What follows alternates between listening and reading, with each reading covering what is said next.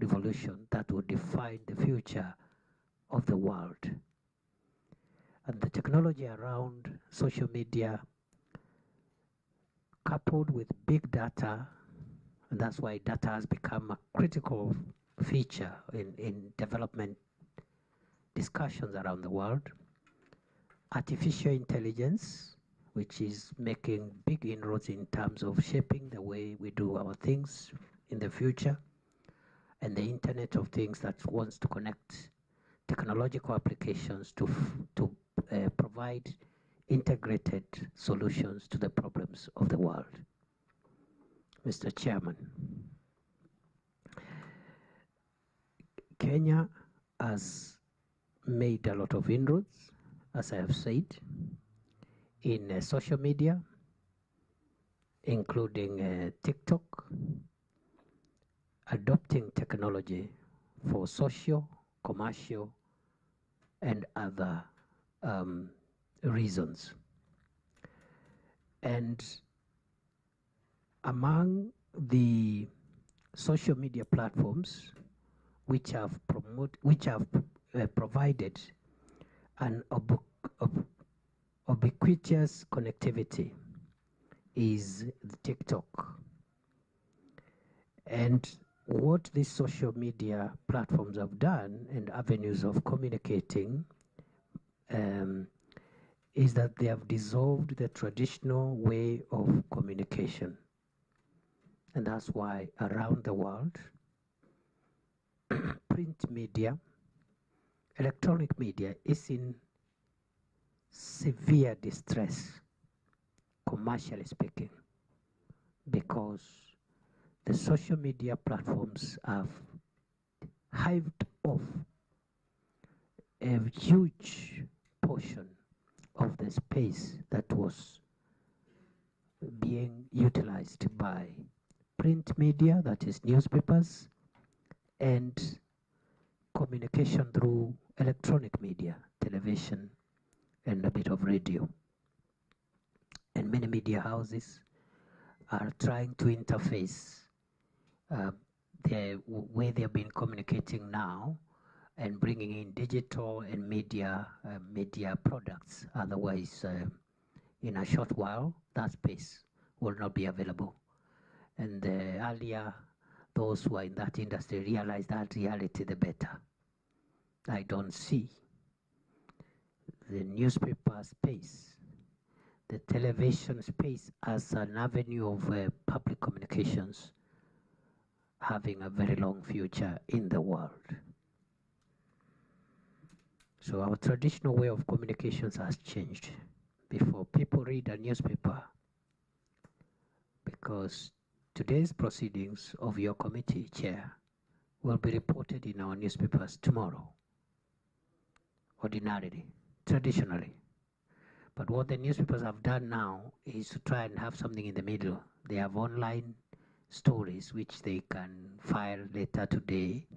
But even before they do that story, these proceedings, possibly somebody is watching it live as it happens on social media. So there is that reality that the social media platforms, including the content on TikTok, will take away the space that has been occupied by traditional methods and platforms of communication. Honorable Chair, the platforms that are taking this space is TikTok, Facebook, Instagram, Twitter, Telegram, and another one called Signal, among others. Kenyans have embraced, keeping in touch, sharing information, and even planning their events through social media. Organizations also are using social media, all these platforms, to market their brands and also to communicate to their customers and clientele. Social programs like social events, funerals, weddings, and so forth are also taking place in this space. However, Chair, the huge, and perhaps before I go to the however bit, it is also important to just also say from where we stand, the commercial and economic value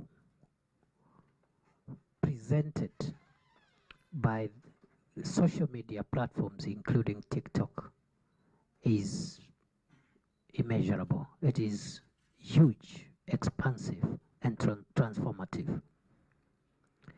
I will not belabor the committee because they, as honorable members, know that there are people making a huge fortune through the content that they create and control on social media platforms, including TikTok. Huge amounts of money, which the finest architects, engineers, lawyers, doctors will never make that amount of money. Content creation and content control on social media platforms, including TikToks. So we are looking at an emerging economic sector, which both the technology around it and the business, commercial, and economic potential it is creating will underpin the fourth industrial revolution and the future of the economics of the world. And that is the reality. However, Mr. Chairman and members, despite these immense opportunities in business, commerce, economics, communications, connectivity, and efficiency in the way we do things, the social media space, including TikTok, presents grave dangers to the world and to our society today. No part of the world is immune from the risks that this space and this platform poses to our way of life, to the social fabric, and even to public safety and security of the people of the world. Honorable Chair, this platform, including all the social media platforms, including TikTok, now have become a possible and a real, not really a possible, but a real theater for misuse by criminals to endanger public safety and security. TikTok and other social media platforms are increasingly being used to spread malicious content, which is illegal, unlawful, and a violation of fundamental rights and freedoms. Chair and members, TikTok and other social media platforms are increasingly being used to also generate propaganda, including propaganda for war. Terrorist groups, including the famous ones in our corner, Al-Shabaab and others, are using social media platforms, including TikTok, to generate propaganda for war and also to generate the propaganda to advance the ideology of terror and so forth and so on, including real or even concocted terrorist activities that are posted on these platforms to spread fear to communities, to populations about the invincibility of the terrorist organizations. And it's happening across the world. A major platform for propaganda for war, but also malicious and unlawful content in this space. Chair, this space is also being used to steal, hijack, and control popular accounts. If a person is a popular account holder of a TikTok account, they risk hijack, control, and hacking of their accounts. And this has presented security managers around the world with tremendous law enforcement challenges. The stealing of personal accounts, hijacking them. Some even ask for ransom as a way of releasing their accounts back to their owners.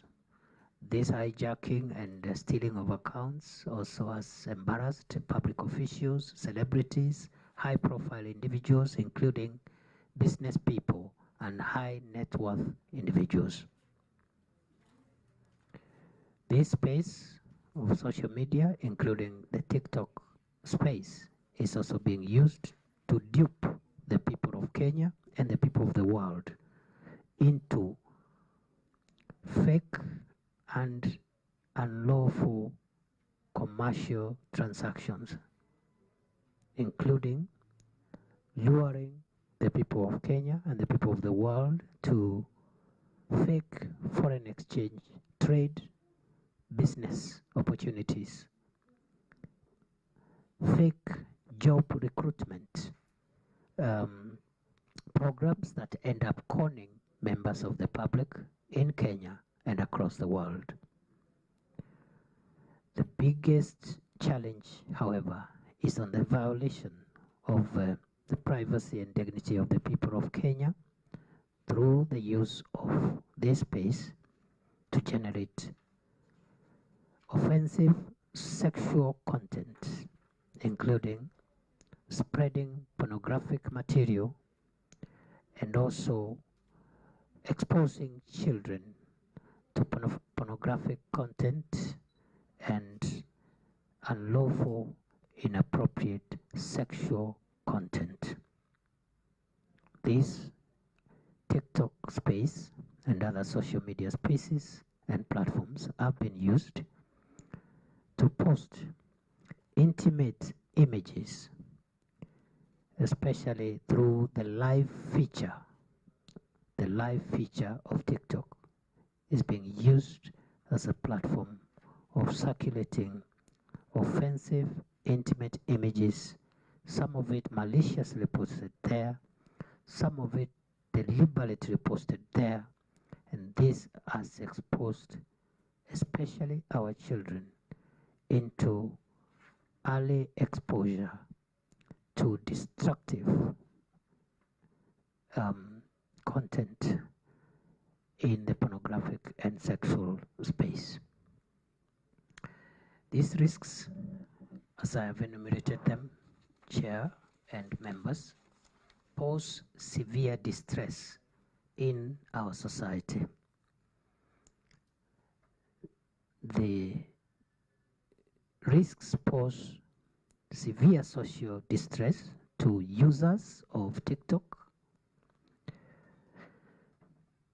It also exposes minors to inappropriate content and also promotes social discord for the reasons which I have explained. What is the government doing about this? Chair and members, we have one of the most robust data management and data control laws anywhere in the world.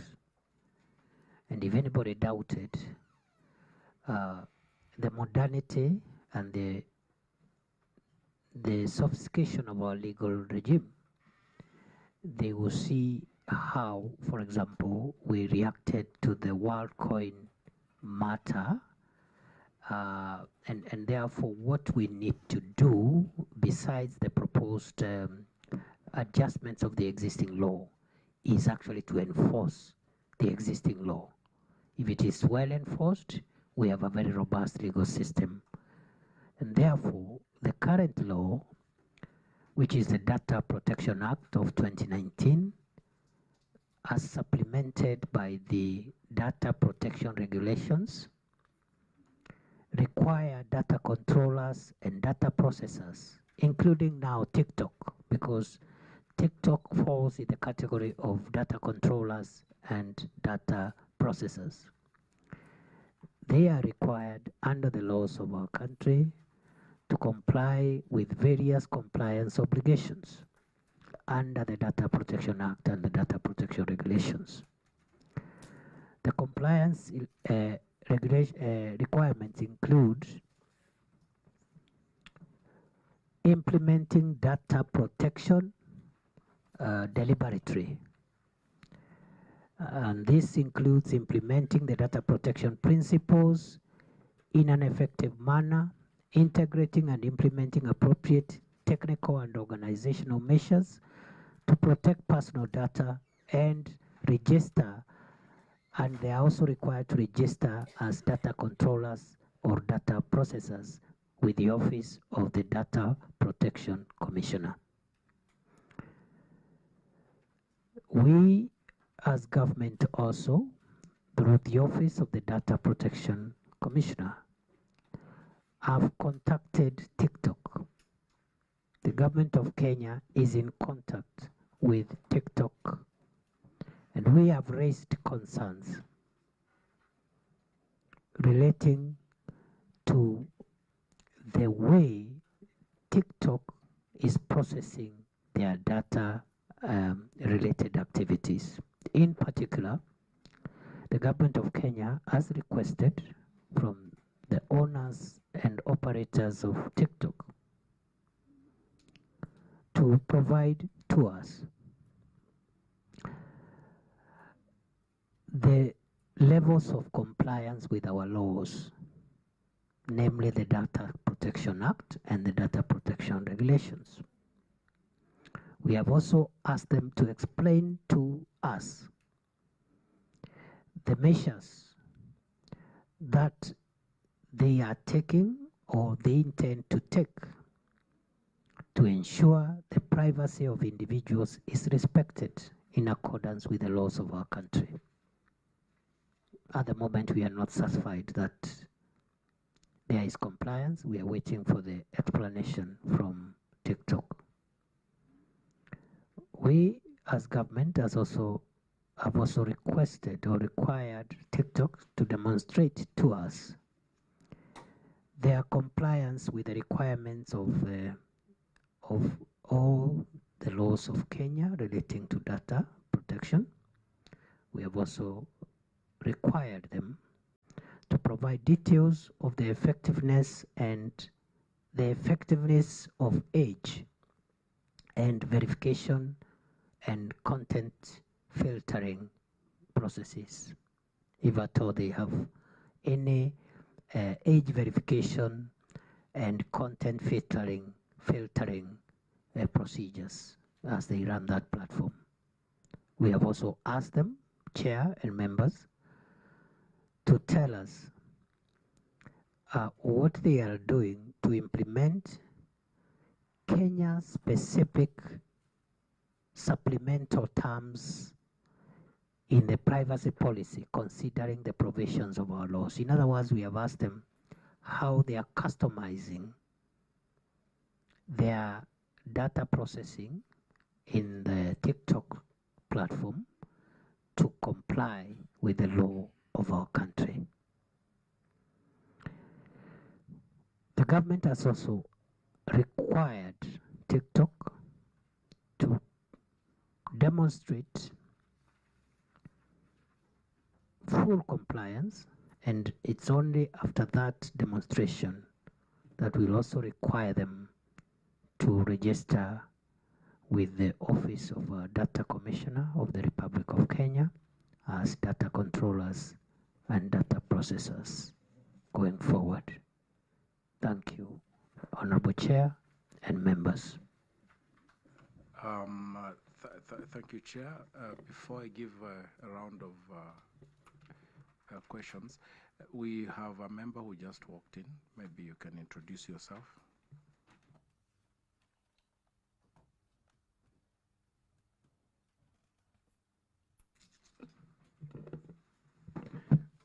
Good morning, Waziri and team. My name is Honorable John Bwire, Member of Parliament, Taveta constituency. Very well. Kandia, you have the floor. Thank you, Chair. I want to thank the CS for giving a detailed presentation on the issue of TikTok. Mine is only to ask the CS, because everybody is talking of the benefits of these content creators and economic benefits. Has anyone quantified the economic benefits of this TikTok? Number two, from your presentation, the ills of TikTok outweighs the economic benefits. And can one be right, for example, from the way you said they need, first of all, to comply with our data protection laws? Can we say now we ban TikTok until they comply? You'll note, Waziri, and then I will give you an opportunity to reply. Mheshimiwa Owino. Thank you, Chair. Thank you, Waziri, for the comprehensive presentation. Just to ride on what my brother also has asked, you've listed things that you have requested TikTok to bring or to comply with so that they can be licensed to operate. When did you send the request for those things, and have they responded? And do we have time frame for their response? And what do we do in an event where they don't comply at all with whatever the government has requested for? Do we shut them down until they are fully compliant, or what happens? Thank you. Very well. Honorable Nyanze. Thank you, Chair. Thank you, CS, for the good presentation. My concern is on the use of technology. We find Kenyans are really very good at embracing new technology. And I don't know whether our government or whether we are proactive enough to counter the evils which come about with the technology.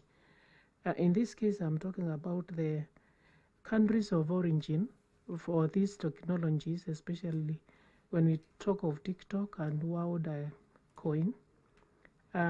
It's like they are not abreast in the countries of origin. But when it comes to Kenya, we are very good at embracing new technology. So I know you have talked about the laws and the requirements for people to be registered. But how can we, in the future, ensure that we are more proactive so that we don't just react after we see the evils? Since we are not many, I can allow all of us to do one round. Honorable Bwire. Thank you. Waziri, I'm just going through your presentation, especially the last bit where you have indicated that in particular the office seeks to ascertain the level of compliance of TikTok with Data Protection Act in order to understand what measures must be taken to ensure privacy of individuals is respected in according with the laws. And then you have gone ahead and identified the areas which you thought that needs clarification. But I have only one concern. As a government, until now, are we saying that we do not know? We are not able as a government to answer the question as to whether the data of the privacy of Kenyans, and I've seen very senior government officials on TikTok, are we saying that we do not have that information? Because my thinking was, if we were to rely on an answer from TikTok on that aspect, if for instance they come and just say yes, your data is protected, do we have checks and balances to verify and confirm that whatever information that they are going to give to government in relation to data protection is actually the correct position in terms of protection of privacy of individuals. Very well. Honorable Muriuki. Thank you, Chair. Mine is a brief one because most of the questions have been asked. Waziri, I want to thank you for a very, very good presentation, which is very well balanced, not inclining or skewed to any side. My concern is when these social platforms are starting to operate in Kenya, at what point is the Ministry of Interior involved so that they can assure or they can ensure that the Kenyans are well protected? At what point, Waziri? Because they are operating, and when they are operating is when you are raising concerns. At what point are you supposed to involve? Thank you. Waziri, you could take those ones, and then I have one last concern after you have responded to this. Thank you, Chair, for the the members for the very good clarifications and questions, which are direct and straight to the point. Chair, I think the question by the member for Baringo Central on the issue of quantification of the economic benefits brought by some of these media platforms. We will perhaps, because in the process of processing the whatever recommendations will come from this committee, we will be wanting to engage with our counterparts in the National Treasury to help us do an assessment. I don't think what we have are individual cases which are reported of how content creators are making this amount of money per day, per week, per month. But I think we need to have a multi-agency assessment because it's important not just to get the facts right, but so that it will inform the balances that we need to strike. Because if something is of significant economic value, then you need to see how, instead of saying total ban, you can have a limited control and make sure you seal the loopholes where the disadvantages and the risks are coming through to make sure that you don't kill an industry. In any case, Mr. Chairman and members of the committee, it is our view that the place of social media, the internet, the artificial intelligence and big data has reached an irreversible stage in the world. So we should also ask ourselves whether we want to shut ourselves out from the fourth industrial revolution completely, or do we just, how do we manage it so that it doesn't destroy our country? But the point where we are in the world today is that the drivers of the fourth industrial revolution are irreversible, not for Kenya, for the whole world. And you know, the previous industrial revolutions, Africa has always been left, you know, and that's why we are where we are. So we have to really think, and I am not, I would be the last person as the country's security minister to encourage risky conduct or conduct that impairs or harms public safety and public security. But there are certain realities we have to live with. You see, when the motor vehicle was discovered, the issue of road accidents was a major issue. Even the aircraft, you know. many centuries later, more than a century later for the aircrafts, 2-3 centuries later for the train, we are still having accidents, and we have not killed that industry because there are certain balances, certain benefits that we just try and reduce the risks. Even as we speak today, road traffic accident is a huge thing. You've already seen the kind of public sentiments at the moment. Actually, from me, I'm appearing before the Transport Committee to respond to some of the things we are doing around traffic.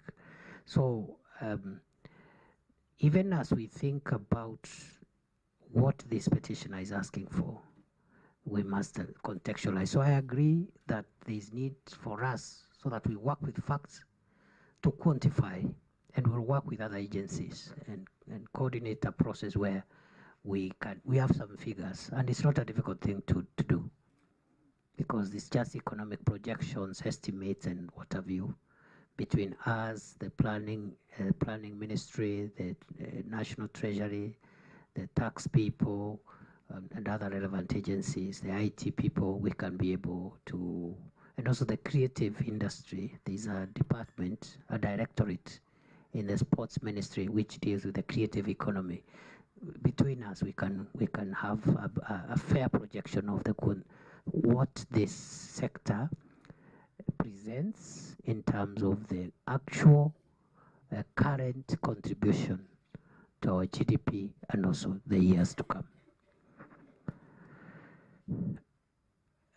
I don't think at this stage we are in a position, in my humble view, to declare that the dangers presented by TikTok outweigh the benefits.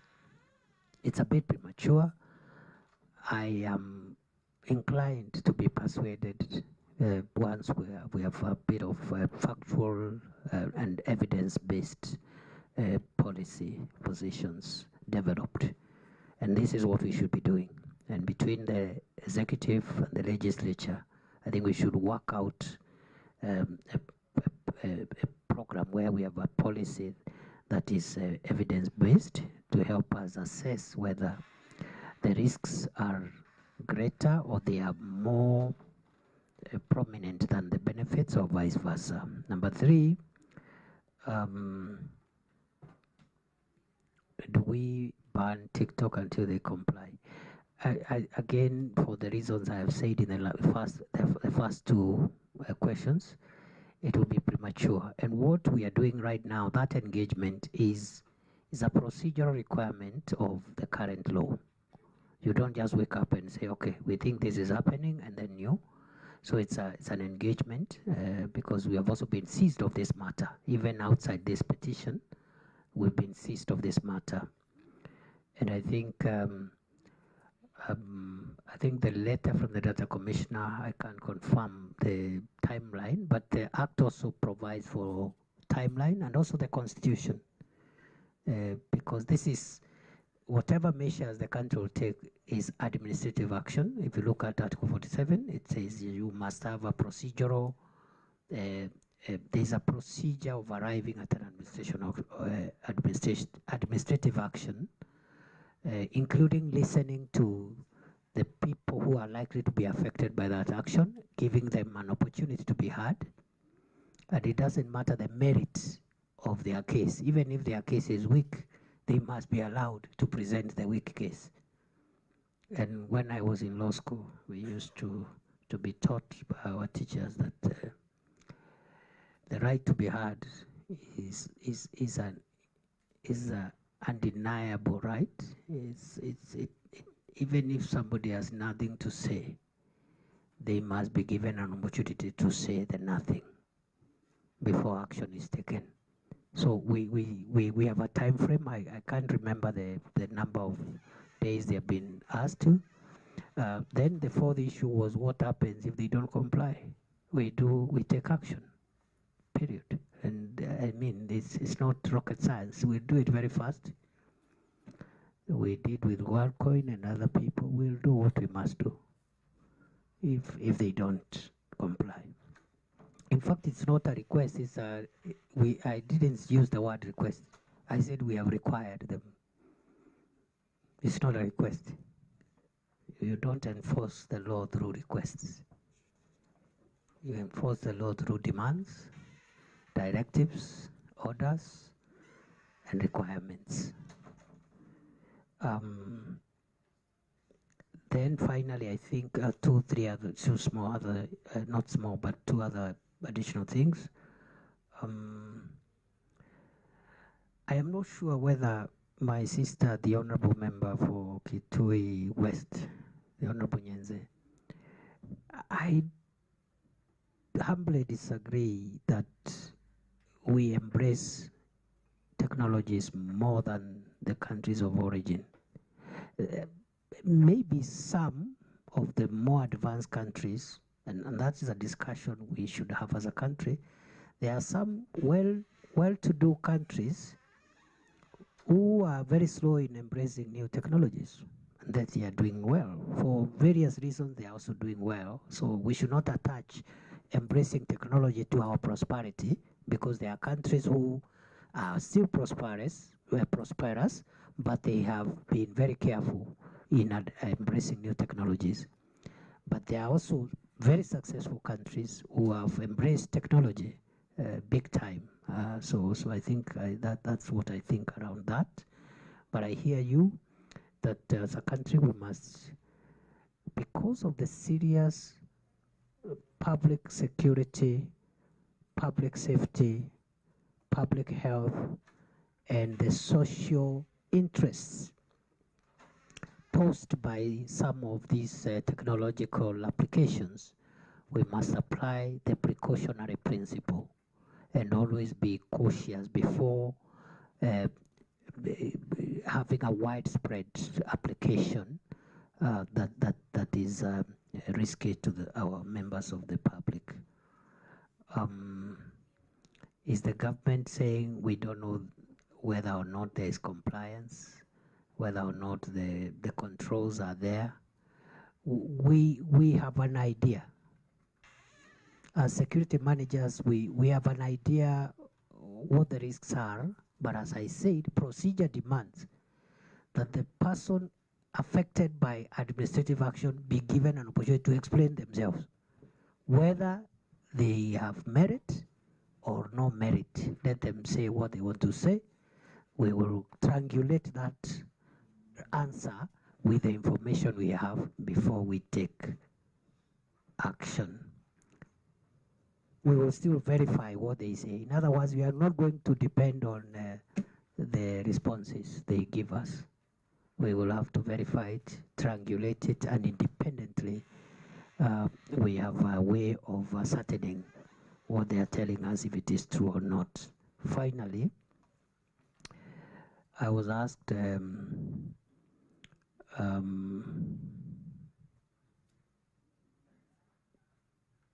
have I left out anything, Mr. Chairman? I'm processing so many things at the same time. Have I left out anything? I'll be happy to be assisted. Can I also ask for your indulgence that if there is any member who feels that any of their concerns have not been addressed, kindly raise it up. Okay? All right, very well. As you process that, let me... Kandie? Mine is only maybe to inquire from the CS whether he is aware that TikTok is banned from the original country, China. So you're asking an hour different question. No, I think he's clarifying my question. Yes. That I said that TikTok in particular is banned in China. In China. That is where it originated from. WorldCoin. At that time, it was also banned in the USA, where it originated from. So I think he was clarifying my question. Okay, so was it... Chair, I agree with both members, both the Honorable Nyense and the Honorable Kandie. The China thing is true. The US thing, not entirely true. I know there was an adverse report by the US Senate, but it was not really banned. In fact, the American government is pushing the Kenyan government on that WorldCoin issue, but we have remained very adamant and firm because we have first to ascertain the public safety and public interest matters. They think they still have a case and so forth and so on, but we have refused to budge, and the position we took remains the position, and we have no reason to review it. So, but in the US, there was a Senate inquiry that exposed certain risk areas, which I think is what the Honorable Nyense could be referring to. But the Chinese thing, I am aware of that. And so we are somewhere in the middle. Both the two members and myself, we are all right. Very well. Was it where I come from? We are very careful how we name children.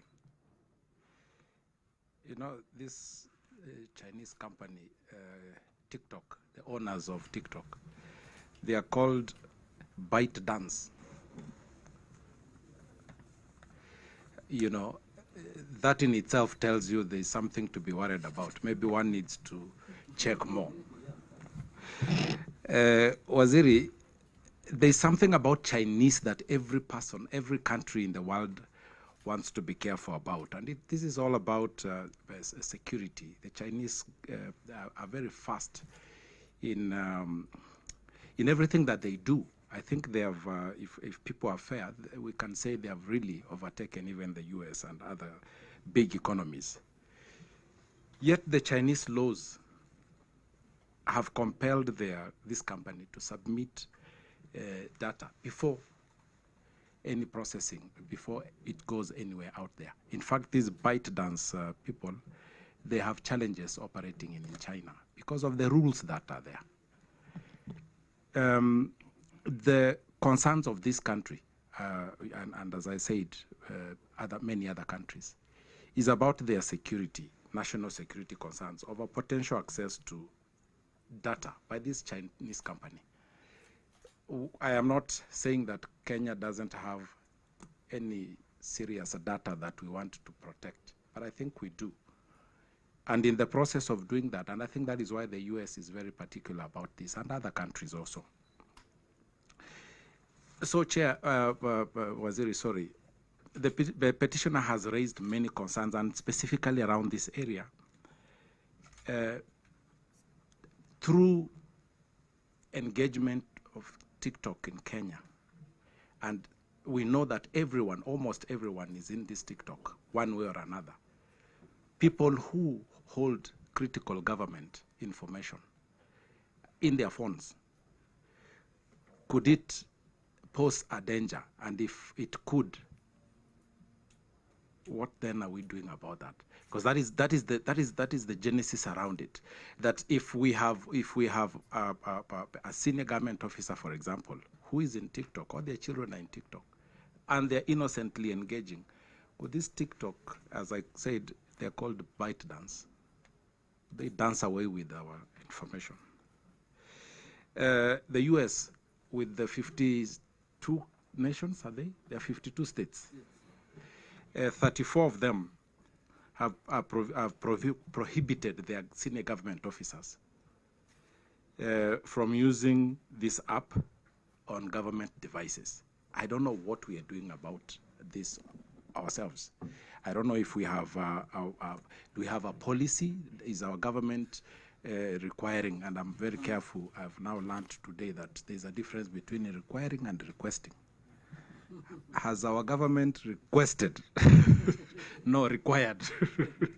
A senior government officers, Waziri, around this matter, because then if it's a risk, then it is an overall risk.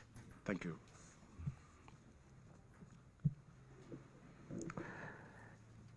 Chair, I agree with you. The question you pose defies a simple answer. It's a complex matter there and the balances. You have given the example of the Chinese authorities and how they control, and there's a little matter that this app could have originated from there, and then but still they are requiring a lot of control around it, and I don't see any contradiction there, because you can create something that brings problems, and it doesn't mean if you create something and then it brings unintended consequences, you don't control it. Could be a honest scientific and technological mistake. It has happened in many other places where a laboratory experiment has gone haywire, and what you do as a honest and responsible government of any country is that you still have to deal with those consequences before they harm the population, notwithstanding that you are the creator of that technology. I don't see any contradiction there. But I agree with you, Chair, that, for example, in that country, they have stricter controls, even on other platforms like WhatsApp and so forth and so on. And thirdly, the issue you raise about policy on who and how do we allow that platform to be used is a valid question, which right now is active before the National Security Council. As you are aware, our Ministry in Interior coordinates the cyber security program of the country under the NC4 arrangement, that is the Cybercrime and Security Coordination Committee, which brings together Ministry of Defense, ourselves first, and when I say ourselves, it's the police and NIS, and then defense, and then ICT people to be able to guard our cyberspace. This matter is so complex and so consequential that, and remember, Chair, I started by placing this problem in the fourth industrial revolution, deliberately, just to show how complicated and how it's not easy for us to just look one way and say, let's decide this. Now, traditionally, national security has been viewed as operating within three spaces: the land, that is all the territory within the borders of the country; the sea, for those countries that are coastal; and the airspace of the country. That is the traditional way of national security. And if you look, for example, at defense arrangements for Kenya and defense arrangements for the world, you have the army to protect the land. You have the Air Force to protect the airspace of the country, and the Navy to protect the shoreline for any risks emanating through the sea. Today, a fourth space called the cyberspace is the theater of risk. And therefore, going forward, we should invest in internal security and defense arrangements that creates a fourth defense tier. Maybe not as part of the military, but we need both military and internal security expertise and technology people to provide the fourth arm of our country's defense, and that is the arm that will defend our cyberspace. the potential of that space to hurt the country is big. But as I've said again, the potential and the potential and the irreversibility of the cyberspace and its contribution to our national development going forward is again undeniable.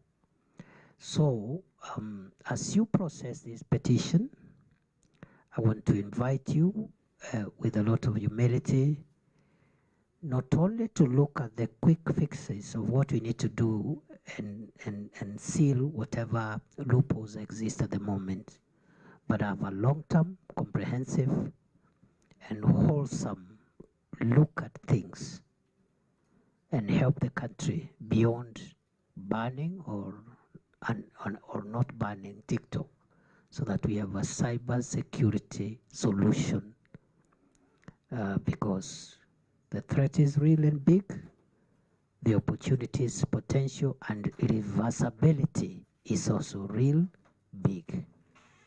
And that's all I can say for now. We will be keenly waiting to hear what this committee will be recommending, and I'll be more than happy to come and engage again and get the assurance from me and my colleagues in the Interior Ministry. Cyber security and technology, ICT technology threats are as big a priority as our other priorities on the defense of our land and also our borders, even as we collaborate with our brothers in the Ministry of Defense. I submit. Thank you, Waziri. I think we are coming to a close of this engagement. I will ask if there is no banning issue, we could request the CS to make now a submission, a final remarks, his final remarks, procedurally, so that then it appears like we have concluded, so that we don't have it connecting with the questions that we did ask. Waziri, you have the floor for the next few minutes. Thank you. Thank you, Chair. Honorable Chair and honorable members, I want to thank first the petitioner who brought this petition before Parliament. Secondly, to thank Parliament and particularly the Public Petitions Committee for prioritizing this petition. Honorable Chair, this petition raises very grave issues, and the issues that this committee is faced with in terms of making a determination are issues that are at the heart of the security and safety of our people. The platform of TikTok is a platform that brings huge benefits for Kenya and the world. Commercial benefits, social benefits in terms of ease of communicating, but also assisting corporates and even public officials to engage with members of the public. However, besides these benefits, there are grave dangers posed by this platform and other platforms within the cyberspace. We are in active engagement with the owners of this platform, and soon we will be triangulating all the information available and making certain decisions for the interest of the country. Honorable Chair and members, the cyberspace presents a major place where the country can be hurt and the members of the public can be hurt, including our children. And therefore, we have prioritized it where it belongs. And I want to report to you and to the country that this matter of how we can strengthen our cyber space is an active agenda of the National Security Council. We want to invite your contribution, your recommendations, and we'll be very happy to implement the recommendations of this committee, and together between the executive and the two houses of parliament, we should guide the country in creating the legislative, policy, and administrative framework that will protect the country from any threats that are posed by the use of the cyberspace. I want to thank you for inviting me. I want to thank you for accommodating and giving me the courtesies you have provided for me and my the colleagues from the ministry, and I look forward to engaging with you again in the near future. I submit. And it is so granted. You will engage with us many times in the future. Waziri, I want to thank you so much for the opportunity that you have given us. I want to, this is also a good opportunity for you, Waziri, when you come to a forum like this. We are your agents. You know, you've done well in the country so far. We may not have the yardstick, but we feel it feels good. And we want to give you 5 minutes with the members. They can give you a brief of what is going on. I know you have a lot from your area, your specialty, but also listening to these members, it is a good opportunity for you. It enriches your space in terms of making decisions. So if I can, I can. Yes, I want to take this opportunity to thank everyone who has attended today's meeting, specifically my members. Thank you for making time. Waziri is an early riser, and I know the discussion earlier was oi, but then thank you so much for keeping pace with our Waziri here. And the Secretariat and every other person, the ministry, everyone who showed up, the media and everyone. If I can take now this opportunity to ask the rest of you to just step aside and stretch as we remain behind. You will just have 1 minute each because he has other engagements later. And the meeting is now adjourned.